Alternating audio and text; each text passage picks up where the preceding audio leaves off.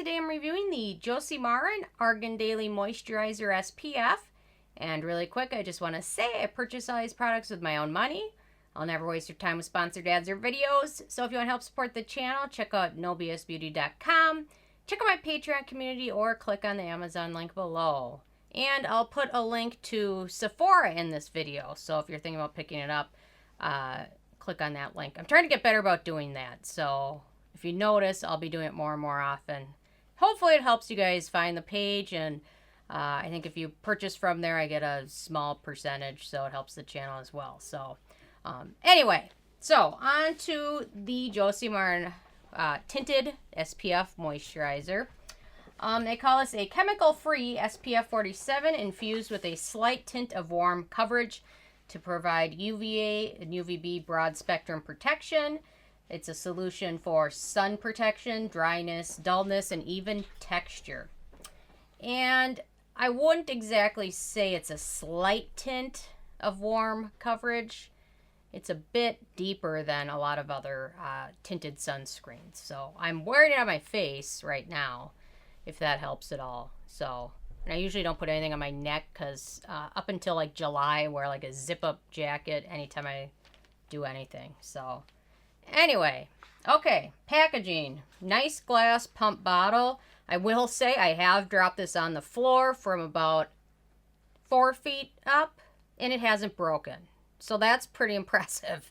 Other bottles just shatter, and this one did not, and it didn't even break the plastic. So anyway, so very nice packaging, no issues at all with that. There is no denatured or drying types of alcohol in this sunscreen moisturizer, so that's always a good thing. Then I come to fragrance, and I generally test things before I really read the ingredients, because I feel like if I read the ingredients and there's something I don't like, I'm really looking to notice it. So I feel like if I apply it and use it without looking at the ingredients list, it helps me give a more better review, I guess. I'm just more unopinionated, more about the facts. This one does have fragrance, which surprised me because after using it for off and on for quite some time, I never noticed a scent. The scent is pretty much, in my opinion, unnoticeable. So they really didn't need to throw that in there. So not really noticeable to me. So not much of an issue, although very, very, very sensitive skin could have a potential issue with it, especially when it's just deemed as fragrance. It could be one or any combination of several different chemicals. So, and it is in the middle of the ingredient list. So I'm surprised that I didn't notice it at all. It's very, very light. The manufacturing location for this one is the US, so no issues with that. The SPF in this one is 47, and 47 is well above what I recommend using every day, which is 30. So very nice to see something a little bit above what is recommended. So they've done a nice job with that.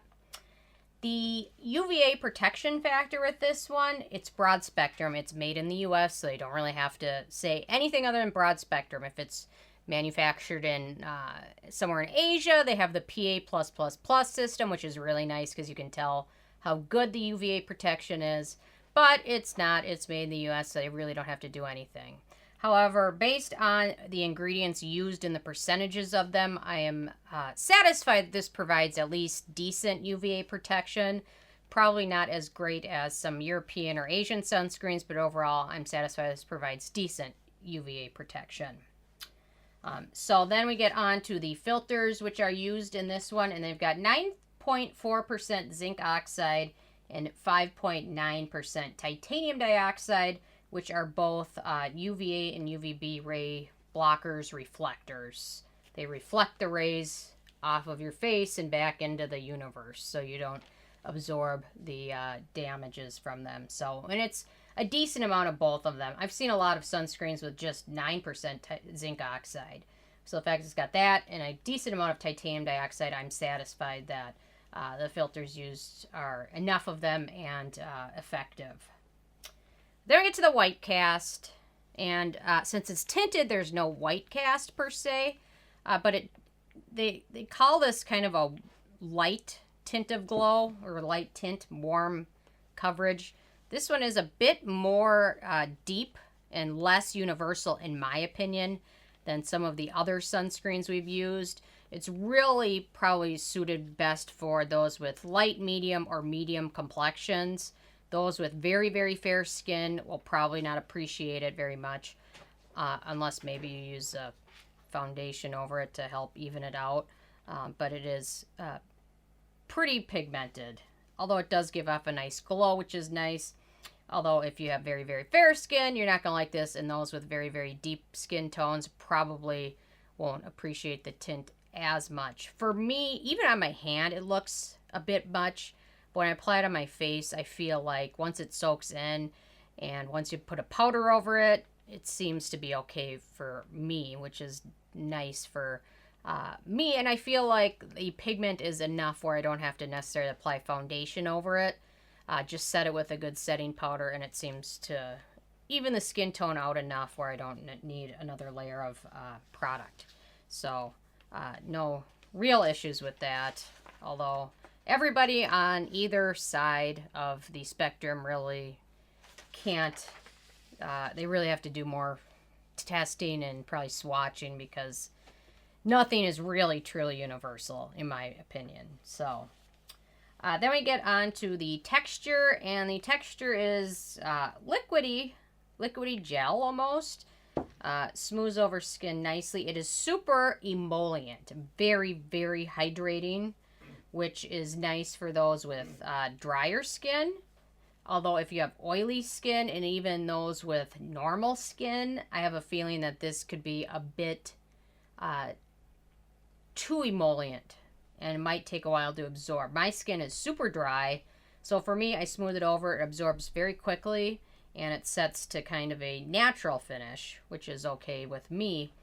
And once it fully absorbs, it's not sticky at all, so that's nice. Although if you're applying it over a lot of layers of skincare, then it takes even longer to absorb and might set to kind of a slightly tacky finish. So no real issues with the texture at all. Thankfully it comes in a pump bottle, otherwise it'd be a big mess everywhere. Okay, then we get to ease of use, and obviously it's great for those with dry skin. They'll probably appreciate the hydration the most, and the application process is pretty easy. I've found that this works in my routine if I apply it over just a serum. Normally in my morning routine, I'll cleanse, I'll tone, I'll do sometimes an essence, a serum, and a moisturizer, and sometimes in between, or usually in between, a vitamin C serum. This sunscreen does not work at all if you apply it over moisturizer. So for me, for my routine when I use this one, I just apply a serum and a vitamin C serum. That's it. And then I apply this one.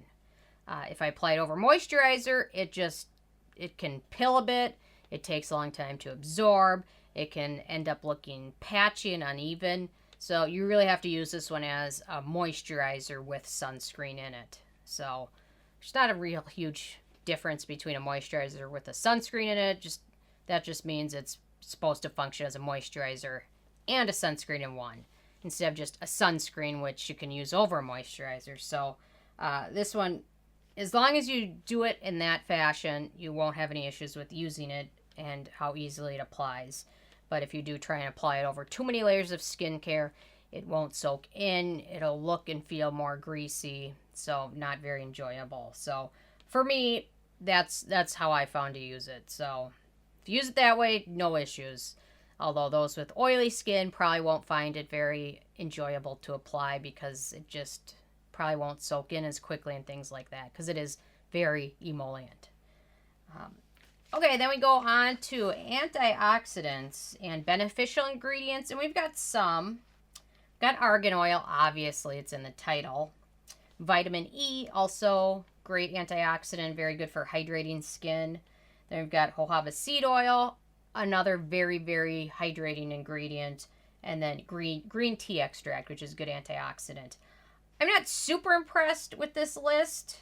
It does have a lot of other emollient and slip ingredients in it. I really would have liked to see a few more beneficial ingredients, but we've got some in here, so I'll leave it at that. And then we've got some more hydrating and slip ingredients. So overall, not super impressive, but better than a lot of other sunscreens I've seen. So I'll give them that. So Then we get to the fun part, Acnegenic Ingredients, and it's got a list of several.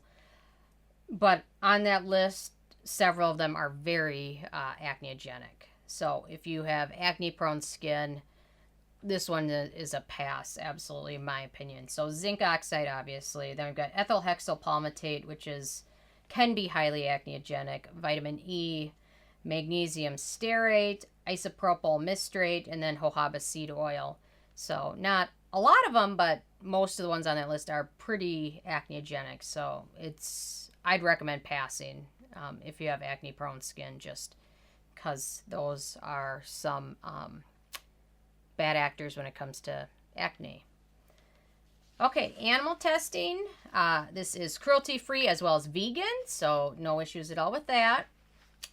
Performance works nicely, giving skin a bit of a tanned glow. Towards the end of the day of wear, talking 6 to 8 hours, it can start to look a little greasy, but not terrible. That's for me with my dry skin. If you have oily skin, I have a feeling you'll feel the greasiness probably very soon after starting to use it. But that's not necessarily for everyone, but for most people with oily skin, that's what I hear. So it can become a little greasy. Definitely suited for dry to very dry skin. Normal and oily skin will probably find it too emollient. But otherwise, I didn't have any other issues with the wear of it. As long as I use a good setting powder with it, it holds up and looks decent for most of the day up until the very end when it can start to look a little greasy. But it's still not terrible. But that's me with my very dry skin. And then we come to the price, and this is the full size, which is 2 ounces, and that is 60 milliliters, and it's about, if you don't get it on sale, $36 a bottle, although I do recommend shopping around, because this one you'll see on different sites on sale frequently, so it's worth doing a bit of searching first. So assuming you pay the retail price $36, it is 60 cents a milliliter, which isn't the most affordable, although it's not the most expensive, but it is in the upper price tier per milliliter, I would say, but still rather not ridiculously expensive. So not the most expensive, not the most affordable, kind of right up there, but still not cheap. So anyway, okay, out of 15 being a perfect score, the Josie Maran Argan Tinted Daily Moisturizer got a 13, which is still pretty good. That is a 13 from someone with dry skin. I have a guarantee if somebody with very oily skin did the same review, they would probably give this maybe an 8 or a 9. So keep that in mind. Everything with skincare is so independent, which is why I love it. So anyway, I'm interested in hearing from you guys if you've had a chance to try this out and if you liked it or not. So leave a comment. I love hearing from you guys. And stay tuned for more tomorrow. Thank you so much.